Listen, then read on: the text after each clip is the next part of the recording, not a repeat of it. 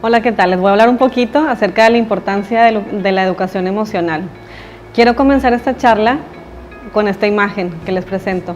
Esta imagen es de un salón de clases de 1880 y como podemos ver aquí, están sentados los niños muy atentos a su clase, en sus pupitres, el maestro al frente, ¿verdad? Y ahora les quiero mostrar algo muy interesante, una imagen de un salón de clases actual. En esta imagen podemos ver que han pasado 137 años y el sistema está igual. Toda la metodología de enseñanza es exactamente la misma. ¿Qué pasa? Están los niños sentados, el profesor está al frente, todos en sus pupitres. ¿Qué diferencias estamos notando entre estas dos imágenes? Pues muy sencillo. La pizarra negra ahora es blanca. Los pupitres oscuros ahora son más claros. Pero es exactamente la misma metodología de enseñanza. Entonces, ¿qué nos quiere decir esto? Bueno, en el mundo han habido miles de millones de cambios en estos 137 años, pero tristemente el sistema educativo sigue siendo el mismo. La metodología de enseñanza es exactamente la misma. ¿Por qué? Les quiero explicar un poquito de la infancia actual y la infancia de hace 100 años. Pero si me voy 100 años atrás, pues creo que es bastante tiempo para resumir. Vámonos 60 años atrás. ¿Okay? En esta imagen vemos unos niños jugando afuera con sus amiguitos y conviviendo en la naturaleza, quizás peleando, quizás argumentando. Y vemos la imagen actual de los niños enfocados solamente en la televisión, solamente en el iPad, ¿verdad? Entonces, en ese tiempo sí se han creado muchas cosas muy buenas para la humanidad. Las computadoras y las consolas de videojuegos son cosas bonitas y cosas interesantes. Pero, ¿qué pasa? Que los niños ya no saben convivir, ya no saben jugar. Ya se les complica bastante resolver un problema quizás escrito. ¿Por qué? Porque sus procesos, sus bloqueos mentales se están generando. Ahora, ¿qué pasaba en las familias y en la humanidad y en los niños hace 60 años? Bueno, una familia hace 60 años, ¿cómo era? Se componía quizás de un papá, una mamá, y quizás habían, no sé, 5, 6, 7, quizás 12 hijos dentro de esa familia. Eran familias numerosas, en la que la mamá estaba presente todo el tiempo, atendiendo a la familia. El papá, con su sueldo, era capaz de pagarle la educación a los niños, y era un mundo, digamos, muy sencillo de vivir, ¿verdad? Los niños podían salir a jugar, podían estar afuera. ¿Y qué pasa? Que podían salir a convivir a las tiendas de la esquina. ¿Qué pasa con el mundo actual? Bueno, tristemente en el mundo actual estamos generando niños estresados. ¿Por qué niños estresados? Bueno, porque los padres vivimos cada vez más estresados. Entonces, ¿qué pasa con esto? Bueno, en las familias actuales quizás vemos que son compuestas de 4, 5 integrantes, ¿verdad? Probablemente tengan un hijo, 2 hijos, rara vez vemos 3 hijos dentro de una familia. ¿Por qué? Porque el poder adquisitivo de los padres ha disminuido bastante, ¿ok? Entonces, ¿qué pasa? Que ahora la mamá tiene que también trabajar para poder pagar los gastos, el colegio está altísimo, el uniforme, etcétera. Ya cada vez el costo de vida es mayor. Entonces también, ¿qué ha pasado? Que antes tú estudiabas, te graduabas, tenías tu título y el título ya te compraba el éxito, por así decirlo.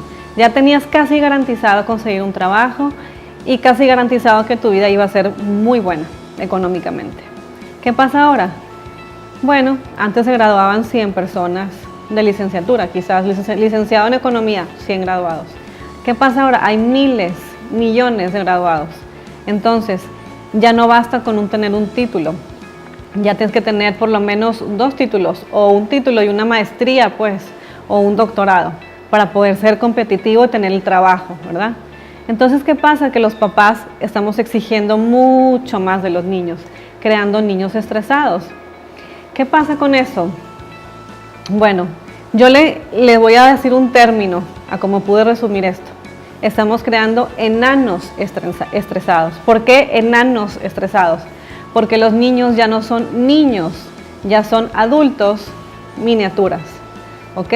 Ya ellos viven estresados, se ha identificado que ahora son niños con mayores problemas de agresividad, vemos más tendencias a la depresión, vemos más problemas de nutrición, vemos obesidad, vemos bulimia, quizás anorexia en sentidos opuestos, vemos más problemas de déficit de atención, el niño tiene ADD, el niño tiene ADHD, el niño, ¿verdad? Ya hay miles y millones de términos para catalogar un niño.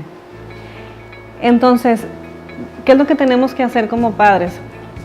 Bueno, si no atacamos el problema ahorita, estamos viendo que ya de grandes, este tipo de situaciones de depresión, ansiedad, estrés, ¿qué efectos van a traer a los adolescentes? Bueno, las tasas de suicidio van a aumentar, están aumentando, vemos violencia, vemos miles y millones de matanzas, pandillas, vemos problemas cardíacos. Entonces, ahora les voy a arrojar unos datos importantes y muy alarmantes y tristes. Una persona se suicida cada 40 segundos, ¿ok? En el mundo. En los últimos 45 años, la tasa de suicidios ha aumentado un 60% a nivel mundial. El suicidio es una de las primeras causas entre personas de 15 a 44 años de edad. Estas cifras son muy tristes y a mí me preocupan demasiado. ¿Qué podemos hacer al respecto? Bueno, ¿qué vamos a hacer para cambiar el mundo? El mundo actual, ¿quién lo rige? Lo regimos los niños del pasado. Entonces, si queremos cambiar el mundo futuro, tenemos que reeducar a los niños del presente. ¿Cómo vamos a hacer esto? Bueno, el problema es que tenemos que atacar al problema de raíz. ¿Me explico? Entonces, ¿quién controla nuestras acciones? Nuestras emociones. ¿Quién controla nuestras emociones? Nuestro cerebro. ¿Quién controla nuestro cerebro? Nuestra conciencia y nuestro subconsciente. Entonces, ¿qué tenemos que hacer? Tenemos que empezar a estudiar el cerebro. Ahora, les tengo una buena noticia. Existe algo que se llama la neurociencia. La neurociencia cognitiva se encarga de los estudios biológicos del cerebro, de las neuronas y de la conciencia humana. Integra la conciencia humana con la biología del cerebro. Ahora, ¿y eso de qué me va a servir? Bueno, sirve bastante porque gracias a unos grandes estudiosos en el tema, han combinado la psicología, la pedagogía y la neurociencia cognitiva y se ha creado lo que es la neuroeducación. La neuroeducación nos va a ayudar a comprender cómo es que los niños, cómo es que el cerebro de los niños funciona, qué técnicas utilizar para que realmente se cree un aprendizaje significativo. Ahora, la neuroeducación, ¿qué recomendación nos da? Bueno, muy simple, muy sencillo. Cuando queremos que el niño aprenda, tenemos que involucrarlo en el proceso de enseñanza. ¿Cómo lo vamos a involucrar? Cuando el niño involucra sus sentidos, involucra sus emociones, se crea o se activa el sistema límbico del cerebro y esto hace que el aprendizaje se vuelva un aprendizaje significativo para él. ¿Ok? Entonces, ¿qué podemos hacer? Les voy a dar un dato súper interesante. Cuando un bebé nace, tiene alrededor de 100.000 millones de neuronas. Y entonces esas neuronas, a su vez, cada una de ellas puede crear alrededor de 10.000 conexiones neuronales entre ellas. Ahora, lo más interesante es que cuando el bebé va creciendo, entre los 3 y 4 años, el cerebro o la cantidad de conexiones del cerebro llega a su potencial. ¿Qué pasa con esto? Bueno, diríamos que increíble, qué bonito, pero ¿qué pasa cuando esas conexiones neuronales no se utilizan? Lo que pasa es que se empiezan a perder, comienza la poda neuronal. ¿Qué quiere decir esto? Que se va perdiendo las conexiones. Vamos a ver en esta imagen cómo las conexiones de un niño de 6 años, las vemos pues inmensas, ¿verdad? Hay miles y miles de conexiones. Pero ahora, si nos enfocamos a las del niño de 14 años, vemos que hay bastante blanco. Eso quiere decir que se han perdido conexiones. Y con el tiempo se siguen perdiendo esas conexiones. Entonces, ¿qué queda de nosotros? Pues tenemos que estimular a los niños para que los niños puedan utilizar esas conexiones en su vida real, puedan desarrollar talentos, desarrollar habilidades, conocer sus dones y de esta manera pues que puedan llegar a ser lo que ellos quieren ser. Ahora, viene algo también muy interesante. ¿Qué pasa con una persona que ya es mayor? Entonces ya estás destinado al fracaso, porque ya tu cerebro ya hizo las conexiones y entonces tú ya las perdiste y ahí te quedaste. Pues no es así. La buena noticia es que el cerebro tiene algo llamado neuroplasticidad.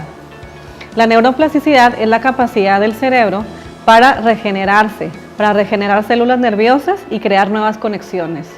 Entonces, al hacer esto, otra vez el cerebro se estimula y se vuelven a crear nuevas conexiones. ¿Pero cómo se puede hacer esto? Bueno, por medio de nuevas vivencias. ¿Cuál es mi propuesta a todo esto? Con toda esta información, ¿a qué quiero llegar? Bueno, si sabemos que el mundo va de mal en peor, que los índices se han incrementado, que hay más violencia, que hay más guerras, que hay más suicidios, que todo está cada vez más triste, bueno, ¿qué vamos a hacer al respecto? Si el sistema educativo no está ayudando o no está siendo tan eficiente como debería de ser, tratemos de reeducar a la educación. ¿Y cómo vamos a hacer esto? Bueno, incluyendo programas en base a la neurociencia que ayuden a crear una inteligencia emocional alta en los niños y de esta manera desarrollar más habilidades, descubrir sus talentos y llegar a ser seres humanos felices. Porque si un ser humano es feliz, quiere ser feliz y ayudar a las demás personas. No quiere dañar al mundo ni dañar a los demás. Me quiero despedir de ustedes dejándole una cita que para mí la escribí y contiene todo lo que quiero englobar. La educación debe de direccionar, mas no debe de mandar. Debe de instruir sin reprender. Debe de profundizar, mas no conceptualizar. ¿De qué sirven los conceptos? ¿De qué sirven los conceptos si no hay una reflexión? Hagamos de la educación un verdadero camino hacia el aprendizaje. Gracias.